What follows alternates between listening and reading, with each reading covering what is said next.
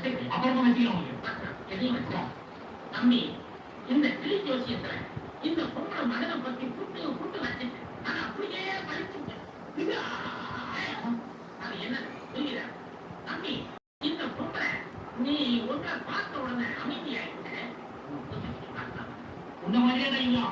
நீ கிளிய குச்சி கூண்ட போட்ட, இவர் மூஞ்ச குச்சி கூண்ட போட்டாரு.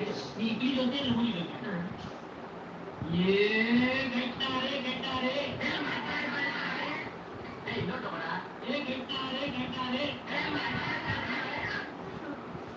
அம்மா இங்க வாங்க.